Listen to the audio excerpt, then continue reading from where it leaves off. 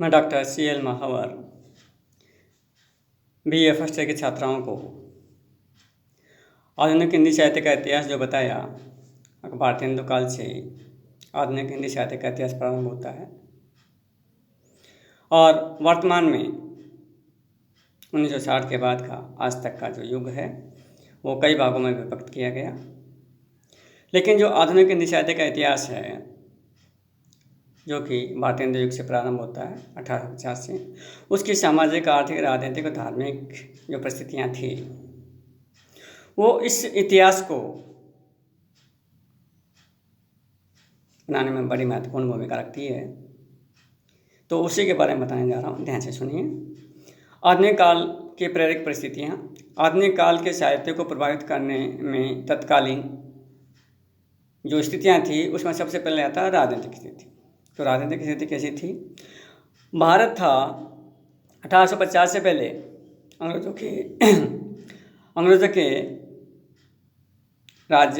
से आधिपत्य था, यानी अंग्रेजों का राज्य था। और 1857 की क्रांति के बाद से भारत में जन चेतना, राष्ट्रीयता की भावना भरी जा रही थी। लोग स्वतंत्रता के प्रति सब लोगों को जागरूक कर रहे थे कि हमको आज़ाद रहना है, अंग्रेजों के यहाँ से भगाना है और भारत एक हो, सब में एकता की भावना भरी जा रही थी, देश प्रेम की भावना भरी जा रही थी। इस प्रकार से राजनीति में कांग्रेस की स्थापना हो गई थी। कांग्रेस की स्थापना के बाद में कांग्रेस के दो भाग भी हो गए थे, गर्म दल, नरम दल। और ये दोनों ही गर्म और नरम दल दोनों मिलकर के देश की आज़ादी में, देश को आज़ाद कराने में लग गए थे। किसी भी प्रकार से हमारा देश आज़ाद हैं, स्वतंत्र हैं, ऐसी राजनीतिक चेतना अब भारत के लोगों में जागृत होने लग गई थी। नंबर 2, सामाजिक परिस्थितियाँ।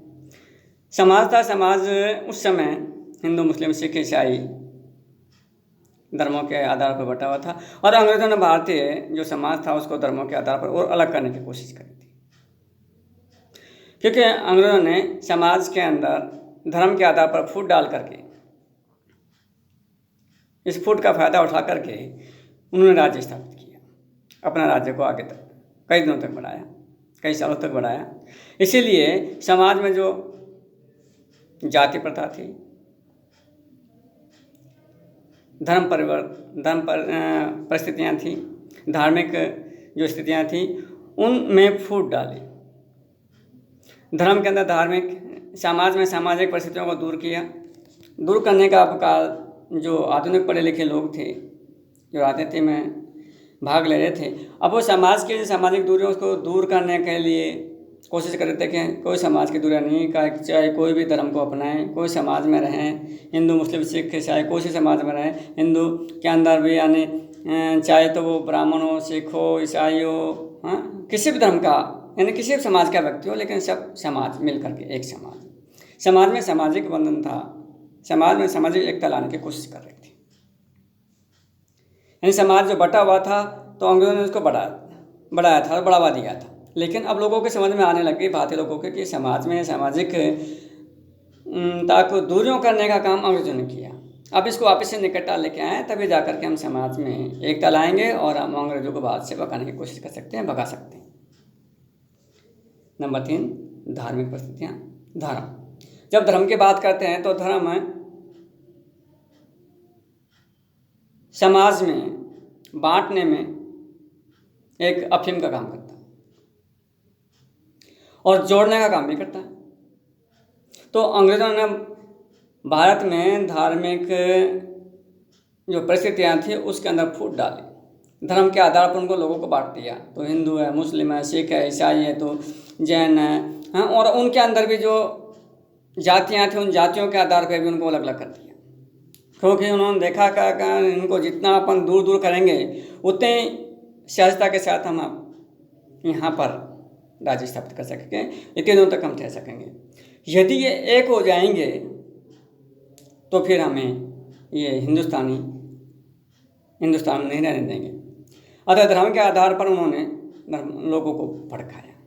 लेकिन अब लोगों के समझ में आ गया था, भारतीय लोगों के, कि अंग्रेज हैं, हमें राजनीति के आधार पर, सामाजिक आधार पर और धर्म के आधार पर हमें बहका रहे हैं, हमें अलग अलग कर रहे हैं, हमें एक नहीं होने दे रहे हैं। इसलिए अब धर्म के अंदर धर्म सुधार के आंदोलन चालू हो गए थे, चाहे हिंदू धर्म हो, चाहे सिख धर्म हो, चाहे मुस्लिम धर्म हो, चाहे ईसाई धर्म हो। इनमें समाज में फैली कुरीतियाँ थी, उनको दूर करने के भी कई मठ, कई कार्यकर्ता सामने आ गए थे और धर्म में फैली जो बुराइयाँ थी उनको दूर करने की कोशिश कर रहे थे और धर्म के सुधार का कार्य करते। इसके धार्मिक सुधार आंदोलन भी प्रारंभ हो गया था। नंबर 4, शैक्षणिक, क्योंकि शिक्षा एक माध्यम है जिसके माध्यम से व्यक्ति आगे बढ़ सकता है, अपने अधिकार, अपने कर्तव्य को पहचान सकता है और अपना वजूद को पहचान, अपना स्थापित कर सकता है, काम कर सकता है। तो शिक्षा के क्षेत्र में भी क्या था कि अब यहाँ पर छोटी छोटी शिक्षाएँ, प्राथमिक स्कूलें प्रारंभ हो गई थी और अब उन स्कूलों के अंतर्गत न केवल कोई एक धर्म, जाति या वर्ग का व्यक्ति पढ़ता था, बल्कि सभी धर्मों के लोग, सभी वर्ग के लोगों को उनको शिक्षा दी जाने लगी थी। इस प्रकार से हम देखते हैं अब शिक्षा का प्रारंभ हो गया था। अब शिक्षा के साथ में क्या हुआ कि अंग्रेजों के, अब जब रीतिकाल का था, वो रीतिकाल का प्रारंभ था, अब यहाँ पर समाप्त हो गया था। अब क्योंकि यहाँ पर अंग्रेज आ गए थे, अंग्रेजों के जो किताबें उन्होंने पढ़ी, उसके जो रास्ता है, उसके जो स्थितियाँ थी, उसको पढ़ करके भारतीय लोगों ने भी उसका अनुकरण किया और उसी के आधार पर यहाँ कविता कर दी गई और अन्य विधाएँ, नाटक है, कहानी, उपन्यास है, निबंध, इनका भी प्रचलन हुआ। तो उसके आधार पर शिक्षा के अंदर एक नया विकास, नई रोशनी, एक नई प्रगति मिली। तो शिक्षा ने सब लोगों को सुधारा। तो शिक्षा, शैक्षणिक व्यवस्था भी यहाँ पे प्रारंभ हो गई थी। नंबर 5, आर्थिक स्थिति। आर्थिक का मतलब था कि यहाँ पे पहले सब लोग बाग, कोई गरीब नहीं था, सब व्यक्तियों के पास काम था, काम के आधार पर सब अपने अपना काम कर रहे थे, किसी प्रकार की कमी नहीं थी, सबको सब कुछ मिलता था। लेकिन अंग्रेजों ने यहाँ के सारे जो उद्योग धंधे थे, कुटीर धंधे थे, उनको नष्ट कर दिया था और अपना प्रभुत्व स्थापित कर लिया था। लेकिन अब धीरे धीरे गाँव के अंदर कुटीर उद्योग चालू करने लगे थे।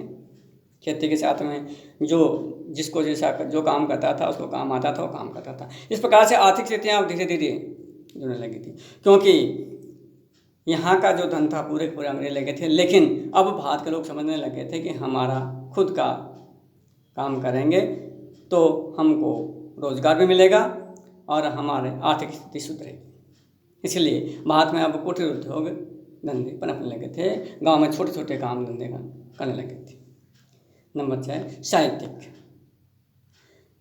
साहित्य की जब बात करते हैं तो साहित्य पुराने ज़माने में जब आधुनिक काल था, उसके पहले रीतिकाल था। रीतिकाल के अंदर केवल श्रृंगार का वर्णन था। लेकिन अब जो साहित्य लिखा जा रहा था, रचा जा रहा था, क्योंकि साहित्य समाज का दर्पण है, तो साहित्य अब इस प्रकार का साहित्य लिखा जा रहा है क्योंकि भारत में अंग्रेजों का राज्य थे और अंग्रेजों के विरुद्ध साहित्य लिखा जा रहा था। छुप छुप के साहित्य लिखते थे और उसको बांटा भी जा रहा था, लेकिन अंग्रेजों के विरुद्ध लिखा गया। और साहित्य के अंदर नई विधाएं, जैसे कि श्रृंगार के बाद में जो कि अंग्रेजों के द्वारा लिखा गया नया साहित्य था, उस साहित्य को भी लिखा गया। यहाँ पर नवगीत है, नई कविता है, प्रयोगवाद है, ये नई परिस्थितियाँ भी सामने आई। तो साहित्य भी अपना आगे नया रूप निखार करके लिखने लगा। तो साहित्यिक परिस्थिति, क्योंकि साहित्य ने समाज के अंदर अगर बदलाव लाता है तो साहित्य लेके आता है और साहित्य समाज का एक दर्पण है और दर्पण का कार्य करता है और दिखाता है कि क्या है इस समाज का। तो समाज को बढ़ावा देने के लिए, समाज को आगे बढ़ाने के लिए साहित्य ने बड़े महत्वपूर्ण भूमिका निभाई। और उस भूमिका में उन्होंने जो सच्चा साहित्य लिखा, उस समय का सच्चा साहित्य लिखा, उस साहित्य ने में लोगों के मन में नई भावना, देश प्रेम की भावना, राष्ट्रीयता की भावना, एकता की भावना और देश को आज़ाद कराने की भावना का जो काम किया वो बड़ा महत्वपूर्ण था। इस प्रकार से हम देखते हैं कि ये परिस्थितियाँ राजनीतिक, सामाजिक, धार्मिक, शैक्षणिक, आर्थिक और साहित्यिक परिस्थितियाँ थी। इन्होंने महत्वपूर्ण भूमिका निभाई। प्रत्यक्ष परोक्त साहित्य को प्रभावित करने वाली परिस्थितियों का परिचय ये इस प्रकार के था कि इन परिस्थितियों में रह करके साहित्य का अच्छा विकास हुआ और इस अच्छे विकास के साथ ही साहित्य ने देश की एकता, अखंडता और आज़ादी में जो महत्वपूर्ण भूमिका लगाई, वो महत्वपूर्ण योगदान था।